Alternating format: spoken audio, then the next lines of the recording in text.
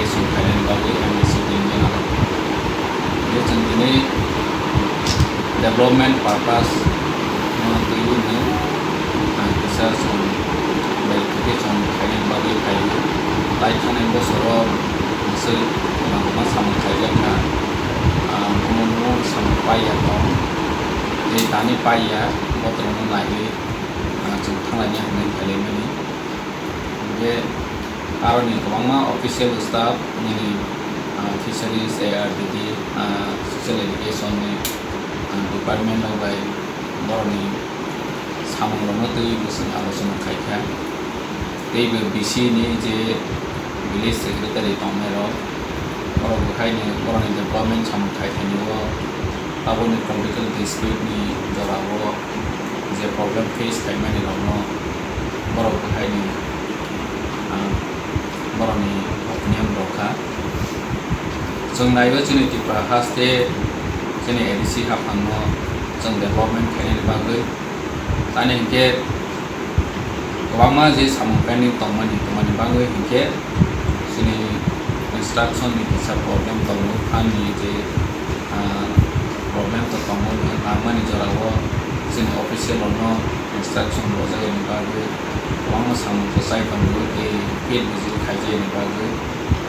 अमाहाय सामोन जे अंगनवाड़ी सेन्टाराव थांनाय बोसोरावनि गोबां सामोन पाइया दंमोन अमाना जों बोसोरां जुलाइनि बिसिङावनो पाइर दिहुनै जों इंस्ट्राक्शन दंखा दैबो जोंनि साबसिडि दंनाय दं बर' जे नांमानि एलाकानि जों जालुं दंमानि दङ प्रपोजल सिरोया साकानि सिमी इंस्ट्राक्शन जाखि सिमिसि प्रपोजल होनाय होनाय नायसिंलाय दंमोन जों साका लेभेलाव मिटिंफ्रावबो मा साका दाबावबो जों दिनै मिटिङाव साका जे आइदि सलायफैनायनि सलायसिथों लायखांनायनि सामोन दैमोनबा जों खबर खायो जोंनिया दाबाव जों टटालखे इंस्ट्राक्शन दंखा जे एलाकानि जे जों जाल दंमानि बिसिनि जे जों जाल दंमानि ज'नो दायदि मानसा प्रपोजल होनानै होनाय जों इंस्ट्राक्शन दंखा दानि हिंखे जों स्टेट सेन्ट्रेलनि थानायाव जोंनि जे समस्यानो जों फकास खायनायनि नांगौ जेहेतु जोंनि ADCनि फान्ड लिमिटेड ज'नो साइमानो अनलिमिटेड फान्ड बिसिं दै जों जे सामोन खायनायनि नङा सब जनगणनि खामखायनि बागै होनाय दै दायदिनो समयनि बिसिङावनो जों सामोन पाइरनायनि बागैबो जों सागथारनाय अ जायगायाव फायो अफिसियेलावनो किसा स्टाफनि सर्टेज रावबो बर' प्राइस केखा इन्जिनियारनि जे पोस्ट बेकेन्ट दंमोन जों कोनो नायनि एखन हिन्जावफोरावबो डिमान्ड खायो सामोन टांखानिबो इन्जिनियार फोरोंनि बागै एस्टिमेट खायनाय प्रजेक्ट खायनाया अमनि बागै स्ल' होनाय बर' JDUT अन्यान्य स्टाफ रावबो प्राइस केखा जों सागथारनाय जोंनि ADC हाफा बोसोराव जे मेन पोस्ट दंमोन इन्जिनियार राव बे एडमिनिस्ट्रेटिभनि जे नांमानि क्वालिफाइड स्टाफ रावबो जों जे मानसा दायदिनो कक सालायनायनि बिसिङाव जों खायदोंमोन जों साग खालायनाय दानि हिंखे थुंनो स्टेटनि ऊपर डिपेंड खायो जेहेतु स्टेट जोंनि ADCनो आइगि निसिनि CPMनि आमलावबो हायखेन जारोय फैमानि जोंनि ADCनो याक खावै जे सलिरोय दंमानि अब ताबावबो कन्टिन्यू होनो दङ जों स्टेट गभर्नमेन्ट बायबो डिस्काशन खालायनाय दायदिनो सल्यूशन खायनायनि बागै दानि हिंखे जों अर जायगा क्लियर नोजाबो